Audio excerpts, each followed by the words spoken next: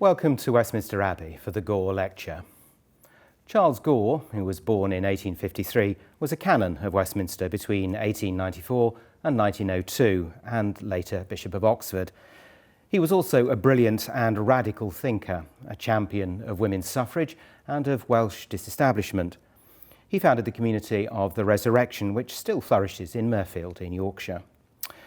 As a memorial to him, to his life of dedicated service, and his deep questioning Christian faith, a series of annual lectures was established, and since 1935, a lecture has been delivered at Westminster Abbey almost every year by a distinguished theologian who seeks to honour Gore's example. Since 2013, the Gore Lecture has been given in the context of the work of Westminster Abbey Institute, which draws on the treasury of the Christian faith to support public service in all its forms, particularly as it's practiced in the great institutions of state, which are the Abbey's neighbours in Parliament Square. This year, I'm delighted to welcome Professor Miroslav Volf, who adds still more lustre to a distinguished roll call of lecturers. And I hand you now to our canon theologian, James Hawkey, to introduce him and to chair the lecture. Friends, this year's Gore Lecture is unavoidably what we think of as a virtual event. How easily the phrase now trips off the tongue. I'm in the Jerusalem chamber here at Westminster Abbey, added to the abbot's lodgings by Abbot Nicholas Littlington in the mid-14th century. This is a space which has witnessed much, including meetings of the Westminster Company of the Translators of the King James Bible in 1611 under the chairmanship of Dean Lancelot Andrews, and in 1643, the Westminster Assembly of Divines met here. Those of you who join us tonight come from wonderfully diverse parts of the world. Many of our own institute community, public servants from in and around Westminster, but also guests from the diplomatic community here in London and overseas, representatives of a variety of churches, colleges and universities, and those who work in the third sector. Our speaker, Professor Miroslav Volf, joins us from Yale. He's the founder and director of the Yale Center for Faith and Culture and the Henry B. Wright Professor of Theology at Yale Divinity School. Professor Volf was educated in his native Croatia, in the United States, and at Tübingen. His most significant books include Exclusion and Embrace of 96 and Flourishing, Why We Need Religion in a Globalized World, written in 2016. The main focus of his work explores the significance of the Christian faith for living flourishing lives as individuals and societies in pluralistic settings. We're really grateful to you, Miroslav, for speaking to us tonight, as it is here, under the title God, Gratitude, and Being at Home in the World. Good evening or good day, my friends, and thank you, Jamie. I'm deeply honored to be this year's Charles Gore Lecturer and want to express once again my gratitude to Dean Hoyle and Jamie Hawkey for the invitation. I'm grateful also to those of you who have joined the event for taking the time and being willing to suffer the medium. Before I begin, I should also thank my collaborator in theological work, Ryan McAnally-Linz. Currently, we are working together on two projects that are close to the topic of this lecture. One is on gratitude to God, and the other one is on the world as God's home. His work and his thinking have shaped my own, and this lecture as well owes much to him. So let me now begin.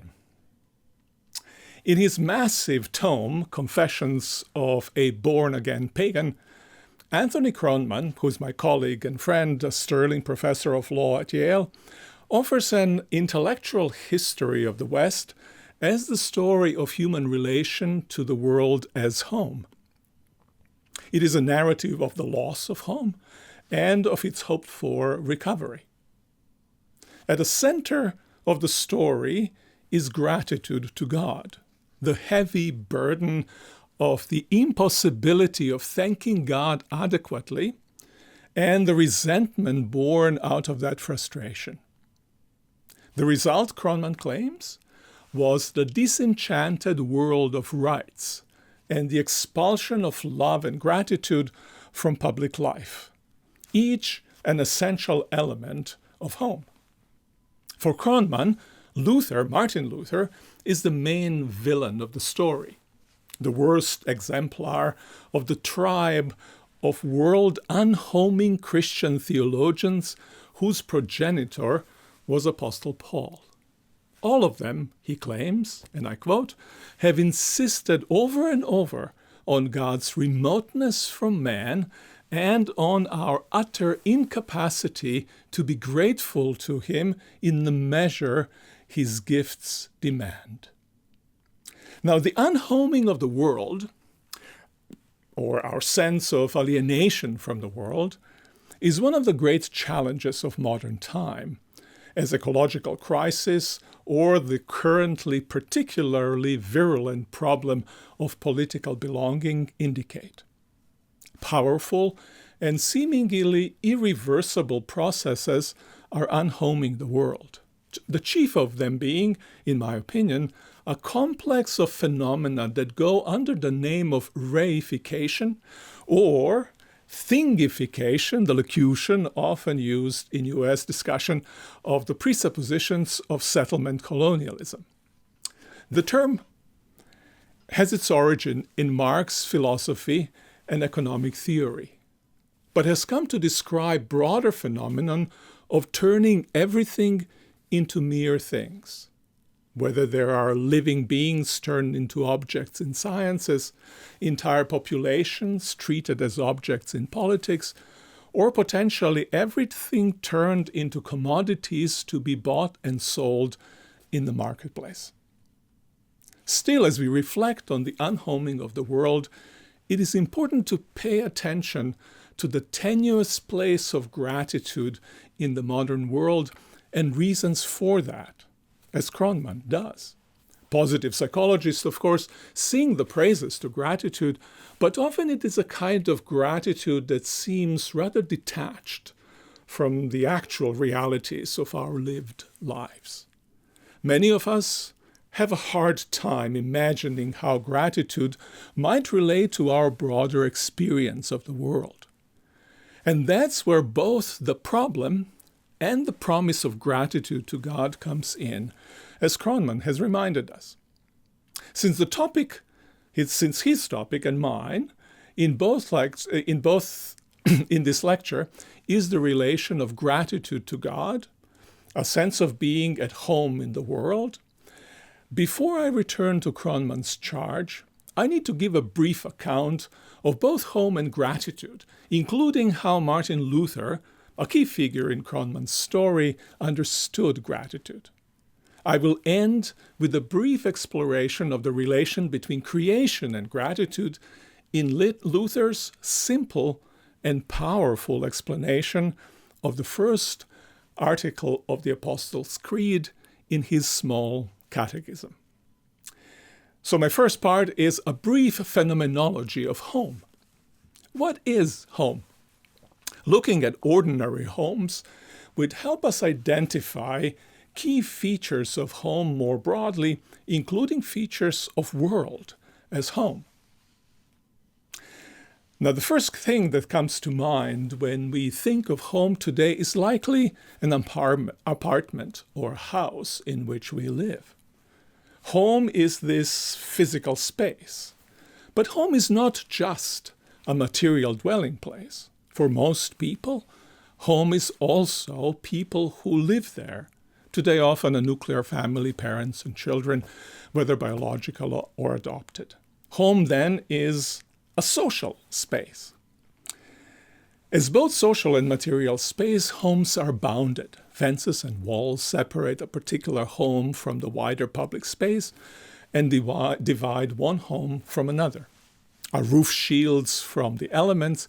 Invisible but real boundaries also separate those who are members from those who are not. At the same time, the boundaries of homes must be passable. Take down the boundaries, and home is undone, merged with the world. Close all its openings, and it turns into a grave. Now, my description of home so far might suggest that home is a patterned cluster of entities, some alive and moving, others inanimate and stationary. But that's not quite right.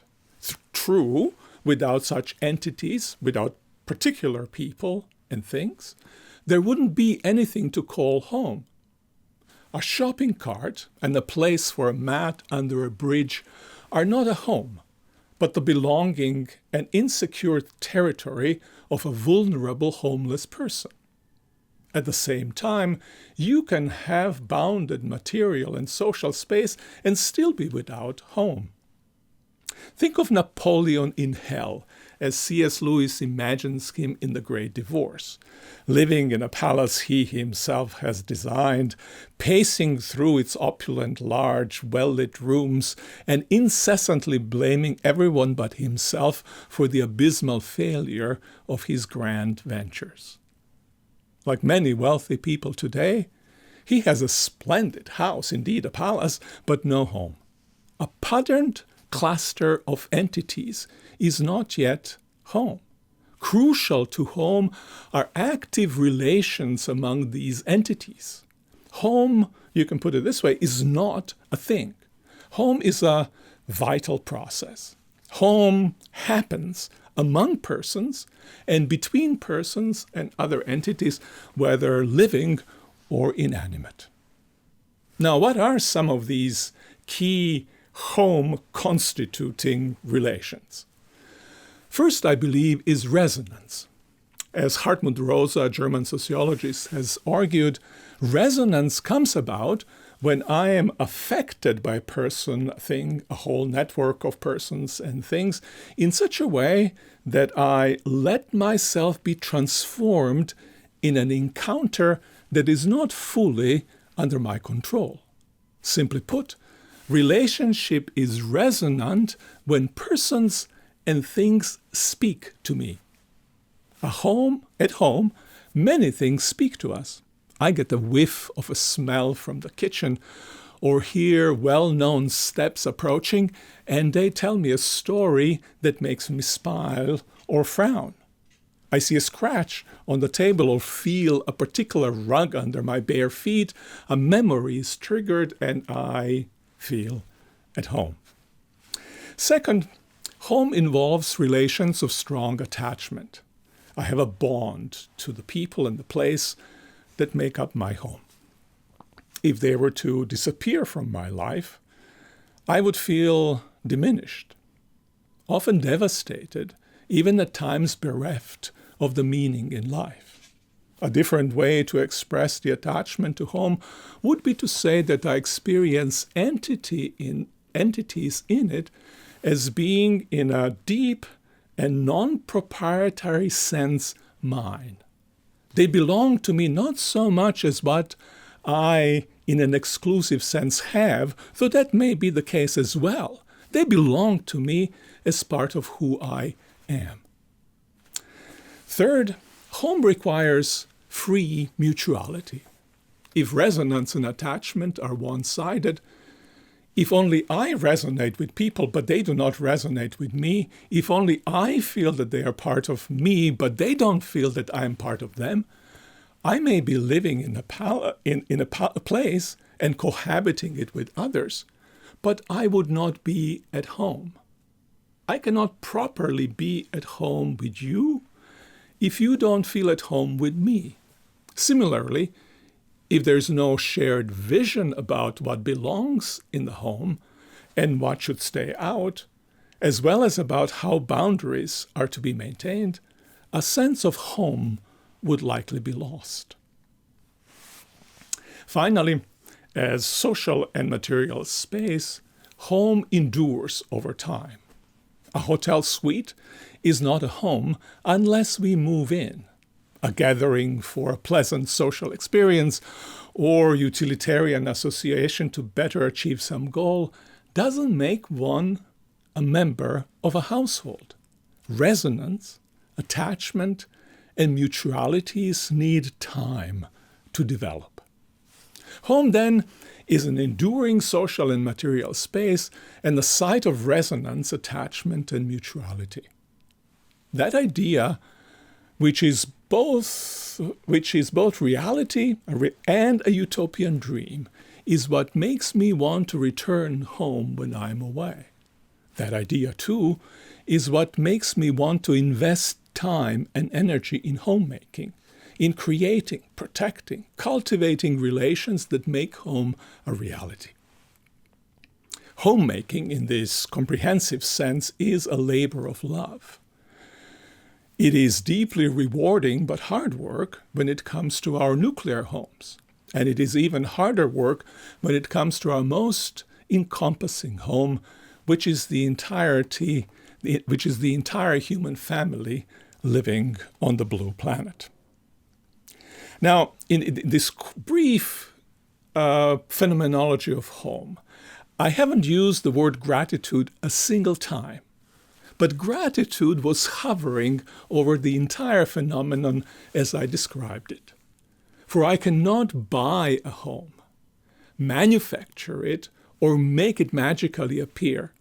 A home must give itself to me, and if I have it, I always receive it partly as a gift. Of course, if I have the means, I can purchase all the entities, animate and inanimate. I can even, God forbid, purchase persons who make up a home. But what I purchased would not yet be a home, but would have to first become a home. For home, as I said, is not a thing, but a set of relations. And the relations of resonance, in the relations of resonance, I let myself be affected. I embrace my being affected and incorporate this being affected into my identity. So resonance is an event of discovery of the gift. The other and I myself am in relation to it. I can honor the good, recognize it as good of a gift only in gratitude. So it is also with attachment, mutuality, and of course the endurance of these over time. They all are recognized and honored through gratitude. Without gratitude, a sense of at-homeness would fade and likely disappear altogether. Which takes me to gratitude, and I want to sketch here two accounts of gratitude. So what is this gratitude, this emotion in whose power it lies to give me home, and in fact to give me myself as a member of that home? In answering the question, let us focus on one critical issue, and that is whether gratitude does or does not involve repayment. Now, a prevalent view, historically and in contemporary world, of gratitude is that gratitude necessarily involves some kind of repayment. Thomas Aquinas speaks for many when he writes, gratitude requires three things. First, to recognize the benefit. Second, to express thanks for it. And third, to repay the favor at a suitable place and time according to one's means. Now, call this gratitude as repayment understanding of gratitude. It is the counterpart of the debt-creating account of gifts. The debt that a gift creates being a moral one and not a legal one. Gifts create moral debts, and gratitude repays them. Gratitude in particular, gratitude in particular repayment portion of it, needs to be, if possible, equivalent to the gift, and ideally even larger than the gift. Though, of course, its measure will depend, as Thomas rightly states, on the capacity of the recipient of benefits. Now, alternatively, we could take both the gift and gratitude that responds to it out of the economy of debt and repayment. The function of gratitude would then not be to repay the debt, that the reception of gift has incurred, for no such debt would have been incurred. Instead, gratitude would be a way to recognize the gift for what it is. A gift, something that does not have to be repaid, indeed something that cannot be repaid. In contrast to gratitude as repayment, call this gratitude as recognition. Now, gratitude as recognition has three dimensions. We recognize that what we have received, what was given to us, was a gift, that we were not entitled to it, that it was not contractually specified payment to us, or obliged to do something with it. We recognize also, I think, secondly, the moral worth of the giver on account of the moral worth of their deed. They acted freely and yet to the benefit also of someone other than themselves. And we do all of this, which is the third thing, not with resentment, but with a measure of joy. Joy over the giver, joy over the gift, joy over having received the gift and having been set in a non-binding free relation to the giver. In short, gratitude is joyful recognition of a gift, as well as of the giver and their act as worthy of praise. Now, these two accounts of gratitude, repayment and recognition, are situated each in broader accounts of self, social relations, and the good. Take first the prevalent frame for thinking about gratitude as repayment. In Leviathan, Thomas Hobbes articulates reasons for the repayment account of gratitude with which many identify today as well. The benefit must always return to the giver, he argued, because in all voluntary acts, the object is to every man his own good.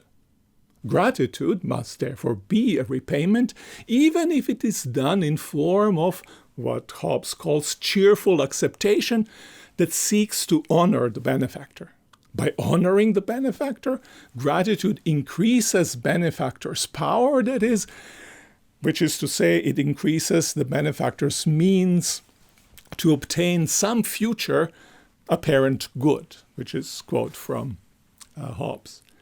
In giving freely, that's the good the benefactor is seeking to get.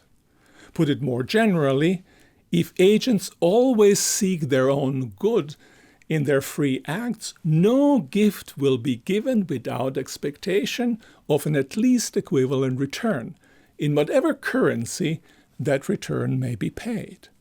And no gratitude will be sufficient without this expectation of repayment having been met.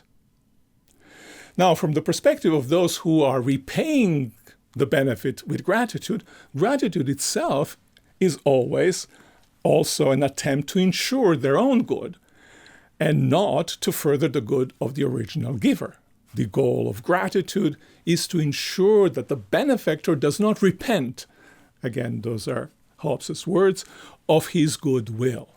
Those who give gifts and those who repay them with gratitude each seek only their own good, or primarily their own good, how we might amend the account. Consider in contrast the frame in which gratitude as recognition has its proper home. In the Gospel of Luke, Jesus tells the crowds gathered to listen to him teach, "But love your enemies, do good, and lend expecting nothing in return. Your reward will be great, and you will be children of the Most High. For he is kind to the ungrateful and the wicked. Be merciful, just as your Father is merciful." Now, there's a tension in the text between expecting nothing in return and being promised a reward. But Jesus' command that human character and behavior align with a God who is merciful and kind to the ungrateful and the wicked suggests that we do not take heavenly reward as making up for foregoing worldly repayment. The God who commands that humans practice a divine kind of love expects nothing in return for the gifts that God gives. This implies a corresponding vision of humans whose very character and reward are one and the same. Both the character and the reward consist in being and acting like the children of just that kind of God. Gratitude to this kind of God and gratitude to children of this kind of God cannot consist in repayment. Now, let me turn with this Lucan account of gratitude to Martin Luther. Because as I read him, he's an advocate of the vision of God, of human beings, of gift-giving and gratitude implied in Luke 6:25-36, which is the passage that I have read and commented upon. Arguably, this vision is actually at the core of his entire theology. And gratitude as recognition is an indispensable part of it. The love of God, writes Luther, does not find but creates that which is pleasing to it. That's the last thesis of his famous Heidelberg disputation, and which arguably can be said to be the tersest summary of his Reformation discovery. In the proof offered for the thesis, he explains, rather than seeking its own good, the love of God, by which he means, by the way, God's love flows forth and bestows good. Now, the negations in this statement are fundamental and critical. God's love is not about finding what is pleasing to it. It does not seek its own good. Consequently, when God bestows good, no repayment on the part of the recipient is needed. That's not just because repayment is impossible, since God is fully sufficient, self-sufficient, and since everything humans could possibly have with which to repay God would be ultimately a gift from God in the first place. Equally importantly, and for Luther, I think more basically, no repayment is needed. Indeed, no repayment, as we will see shortly, is acceptable, because repayment would misconstrue the nature of God's love. Unlike sinful, human love, which Luther says seeks ultimately its own good, divine love seeks not any good for itself, but instead bestows good on others. Now, in his 1535 lectures on Galatians, Luther writes, "For God is he who dispenses his gifts freely to all, and this is the praise of his deity. But he cannot defend this deity of his against the self-righteous people who are unwilling to accept grace and eternal life from him freely, but want to earn it by their own works.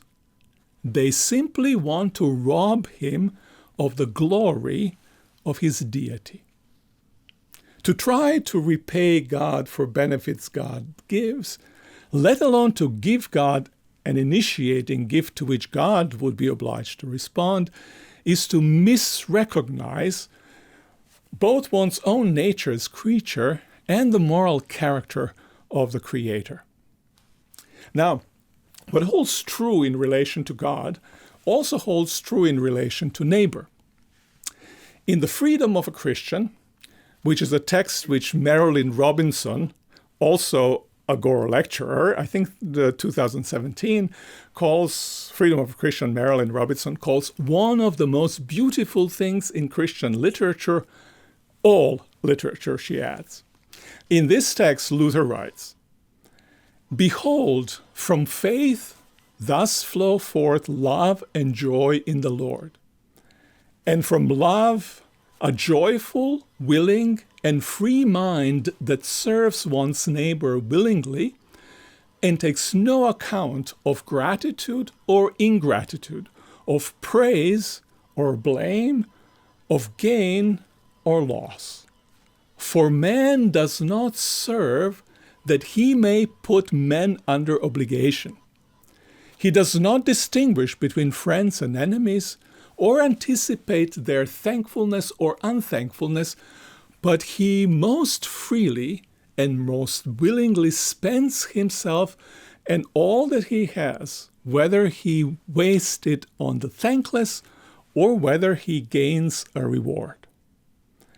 As his Father does, distributing all things to all men richly and freely, making his sun to rise on the evil and the good, so also the Son does all things and suffers all things with that freely bestowing joy which is his delight when through Christ he sees it in God, the dispenser of such great benefits. Now, this is, I think, an extraordinary text, and it's a brief commentary on the two parallel texts which record Jesus' Sermon on the Mount or on the plain, Matthew 5, 34 to 48, and Luke 6, 27 to 36. They explain the signature command of Jesus to love enemies, and in the process address the more general issue of bestowing goods and of gratitude. Luther quotes the text from Matthew about God who makes God's sun shine on the evil and the good. Underscoring a theme exclusive to Luke, then, he repeats multiple times that God's generosity and the generosity of God's children should in no way be tied to gratitude or ingratitude. The central claim of Luther's text sums up the thrust of both gospel passages. For a man does not serve that he may put men under obligation. God's gifts do not make humans God's debtors. Serving to place humans under obligation to love God above all things and their neighbors as themselves in repayment for the love received. Correspondingly, human gifts do not make their recipients into debtors, placing them under obligation to repay. Instead, God's gifts received in thanksgiving and praise, through which they are recognized as gifts, motivate and enable people to love God and neighbor willingly and with joy. Put differently, gratitude to God and to humans is not a repayment for the simple reason that gifts do not incur repayable debts. What makes joyful love of God and neighbor possible is God's free gift giving, which itself does not put humans under obligation and which humans ought to recognize in gratitude but do not have to repay. Now, with this account of home of gratitude and of Luther's understanding of gratitude, let's return to our initial comments that Kronman made about the relationship between gratitude and being at home in the world. Contrary to what Kronman's complaint about divine gifts demanding impossible gratitude might suggest, Kronman rejects the repayment account of gratitude. For him, too, genuine gifts are the fruit of love for other persons for their own sake.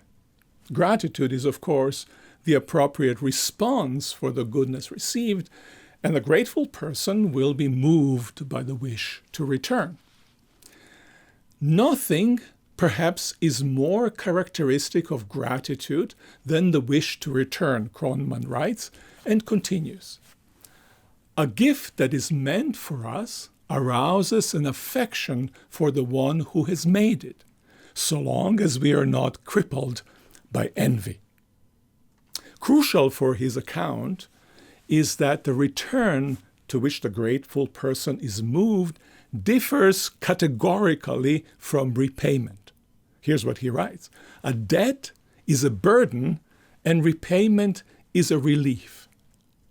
The joy of loving in return for love is something different.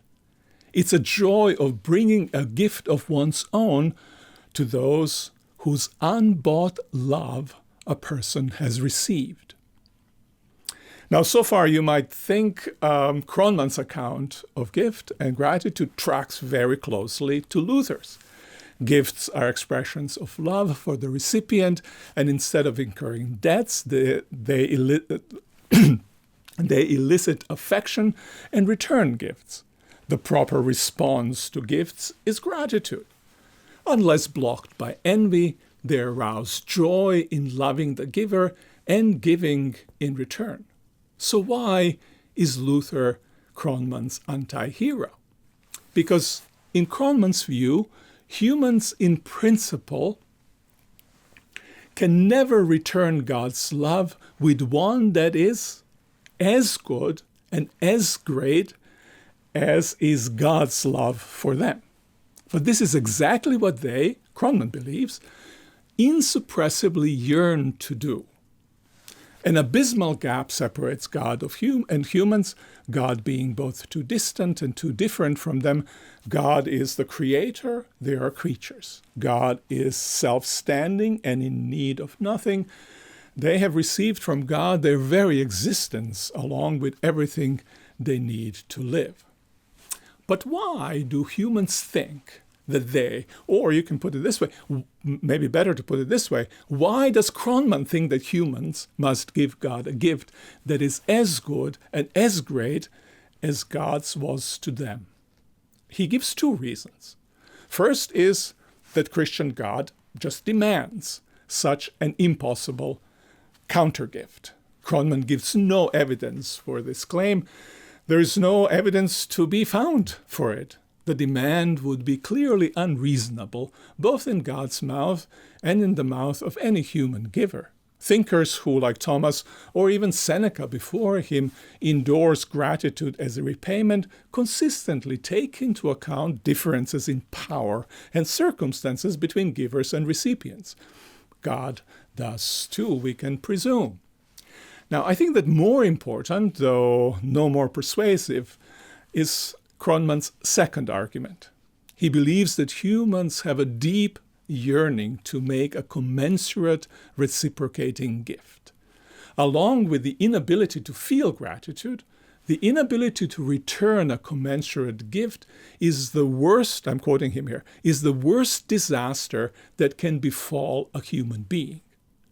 All reflective Christians, and perhaps to a lesser degree, the adherents of other true Abrahamic faiths will recognize themselves, he suggests, in the tragic figure of Milton's Satan. He was desperate to quit the debt immense of endless gratitude so burdensome. Worst disaster and endless immense burden are strong description of the inability to show gratitude by offering a gift as good and as great as the one received. If in fact people do experience such torments, Kronman leaves the underlying psychological reason unexplained. How we respond to any psychological yearning we may experience will depend on what we make of its demands on us. And in case we are considering, it seems to me clear that the yearning, if it exists, is deeply at odds with the moral character of the situation. Advocates of gratitude as repayment think so, as we have seen in the cases of Thomas and Seneca. Advocates of gratitude as recognition have even more reasons to think so. For them, to insist that the return gift must be equal to the original gift, as good and as great, as Kronman repeatedly insists on, is to make a category mistake. Such calculation belongs to the repayment account of gratitude, which Kronman rightly rejects, except that he also retains its key element, namely the commitment to equivalency. Love as good and as great is what one needs for gratitude to be adequate. That's what Kronman believes. That's a repayment in all but name, though not as a requirement of justice, but as a demand of a psychological pressure from within. An unresolved tension between the spontaneity of love in gift-giving and yearning for gratitude that matches the gift is at the core of Kronman's account of gift and gratitude. For Luther, Kronman's chief villain, a commensurate reciprocating gift is neither a moral nor a psychological requirement of gratitude either to God or to humans. The only requirement of gratitude is recognition of the gift as a gift and joy in having received it. Affection for the giver and the wish to return love is for him, for Luther, no more than a hoped-for consequence. Let me now conclude by returning to account of the world, namely God's creation, and do so by looking at a text by Luther, namely his small catechism, in which he, in the first article of Apostolic Creed, summarizes account of creation as a gift and proper response to it. So he is now commenting on the text, I believe in God the Father Almighty, maker of heaven and earth. He writes, I believe that God has made me and all creatures, that he has given me my body and soul, eyes and ears, and all my limbs, my reason, and all my senses, and still preserves them. In addition hereto, clothing and shoes, meat and drink, house and homestead, wife and children, fields and cattle, and all my goods, that he provides me richly and daily with all that I need to support this body and life, protects me from all danger, and guards me and preserves me from all evil. And all this out of pure fatherly divine goodness and mercy, without any merit and worthiness in me. So here, the entirety of the creation, all the fruits of human work, included, is God's gift. Now, on the first reading, this may seem like an entirely self-centered account of creation, namely human self-centered account of creation.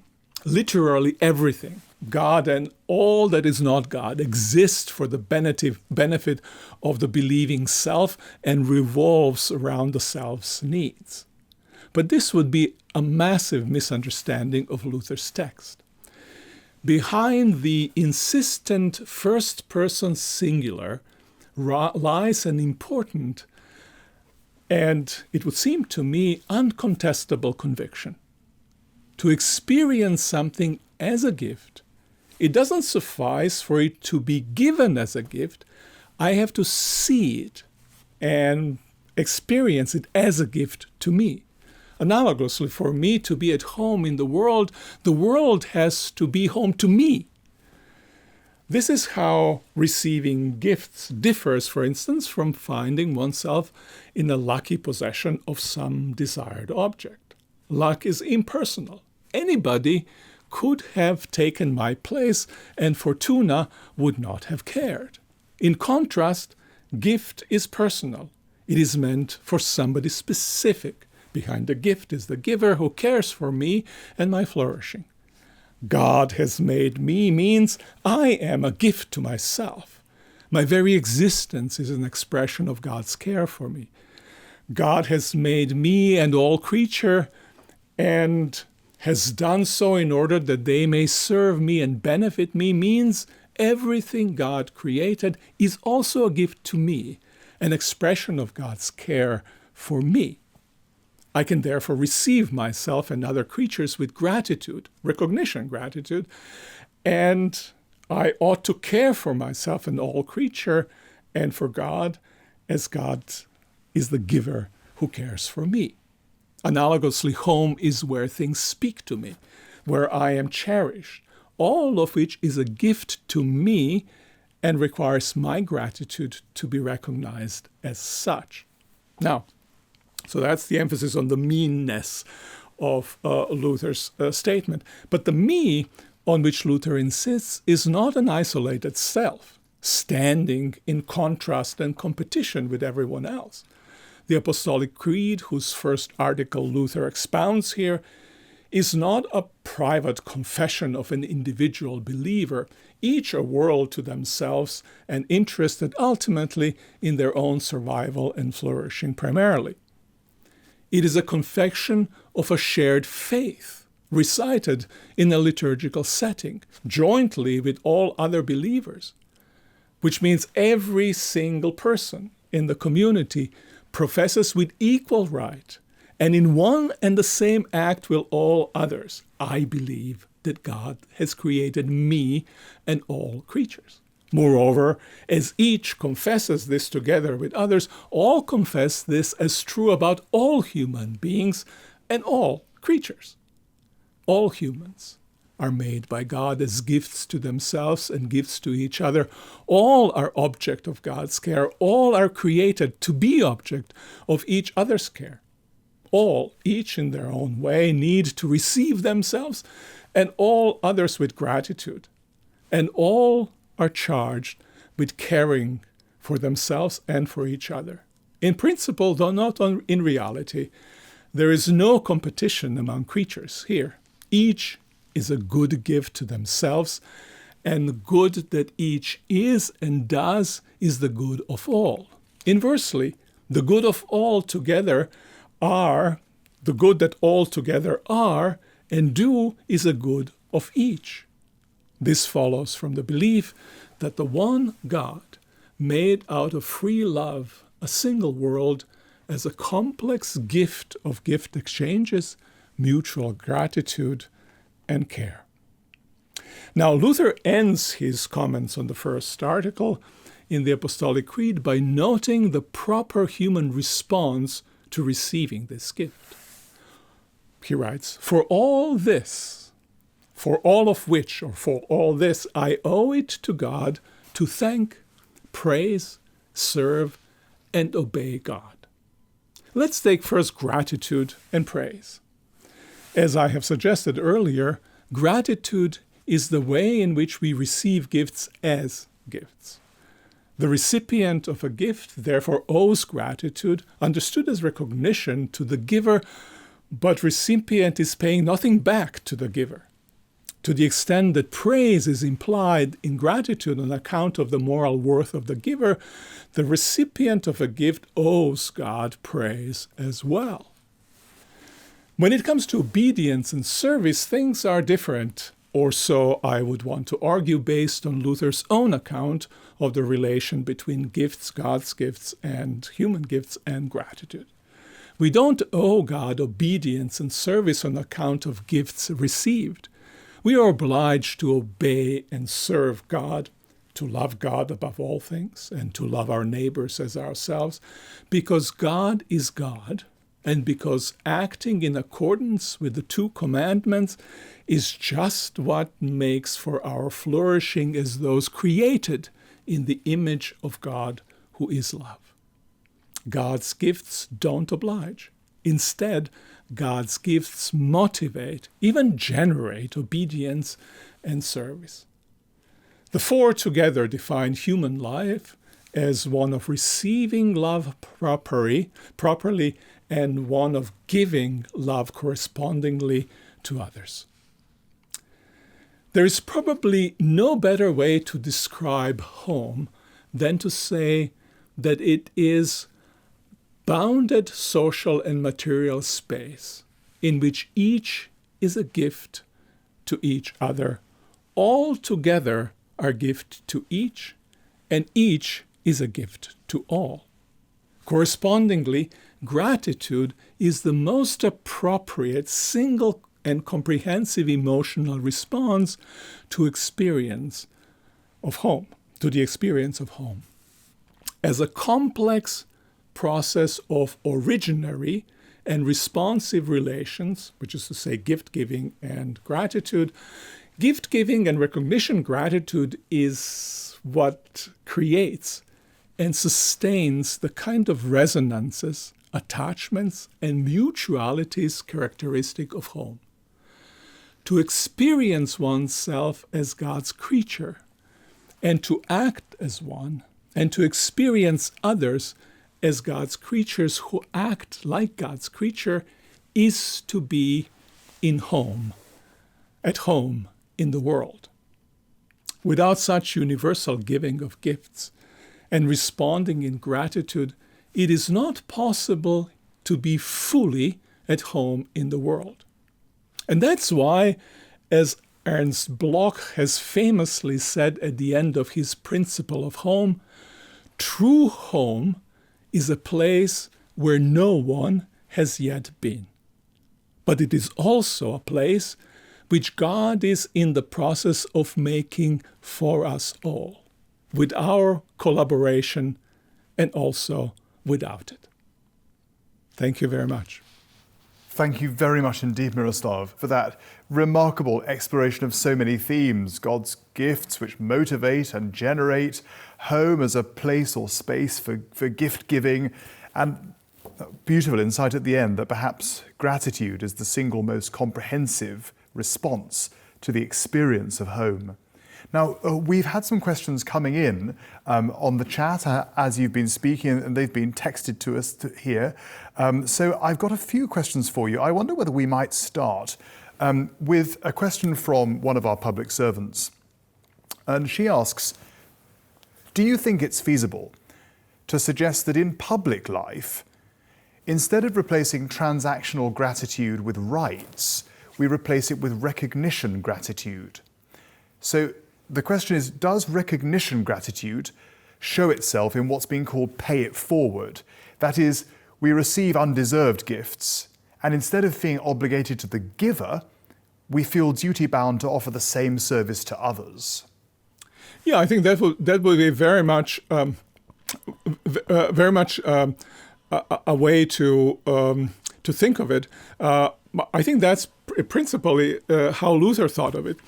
We can bracket his two kingdoms theory and implication that it might or might not have on the whole issue. But the reception of God's gift means paying those gifts forward, because they're not necessarily returned back. They can be paid forward.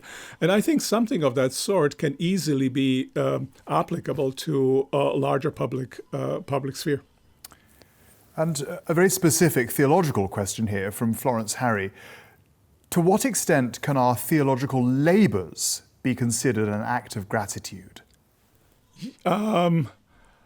Yes, I certainly would. I certainly would agree with this. I take it that being a theologian is either what we do just by being Christians, because theology is a kind of thinking side of being a Christian, accompaniment of the that is integral to the very life itself, or being theologian is a vocation, and as a vocation, it can be understood as expression of joyful gratitude. I think from now on, I'm going to think of myself in those terms as a gratefully joyful theologian in response to the incredible bounty of who God is and what God has done. I guess it's very important to see that in as pure doxological terms as possible, isn't it? Not in any sense as the theology that we do being a kind of striving of work as a response, but as a form of doxology. Absolutely. Yeah. So there are a couple more questions, just scrolling through them here. What about martyrs who give up their lives for something greater than themselves? Would this be seen as part of the gift? I think that is a gift that they give to us. And I think it is a responsive gift to the great gift that God has given to us, in Christ, because I think martyrdom is associated being witness as Christ was witness. You see that very beautifully displayed in John's Gospel at the end, where crucifixion is glorification, and that's a pattern to be followed. To follow Christ means precisely that. At the very, very end of the Gospel, it's there. So in that sense, the martyrdom is, I believe, a gift to all of us.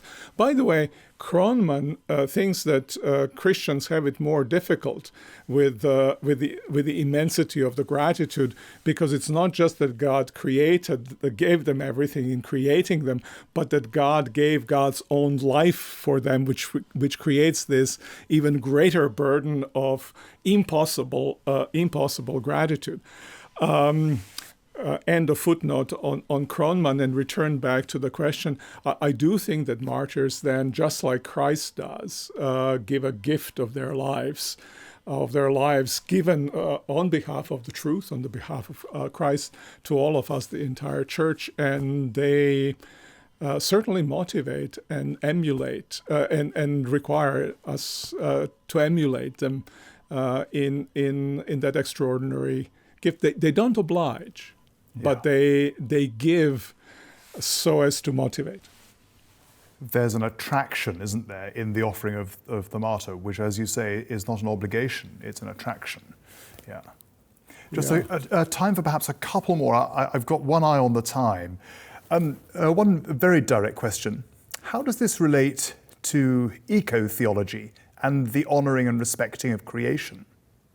Yeah, you've noticed that I have in the lecture always spoken about human beings and the rest of creation. It was very important to me, because I do believe that that's the doctrine of creation, that we have God as creator of all things. Everything that has life in the Word was life of everything that has life, as John's Gospel said at the very, very beginning, which means that everything is a gift, has to be honored with gratitude, which is also to say that everything needs to be cherished as a gift of God for us. And so from there, I think something like an ecological theology can be developed. We're missing in the West a sense of the logos spermatikos, aren't we? The absolute aliveness of all creation with the glory of God.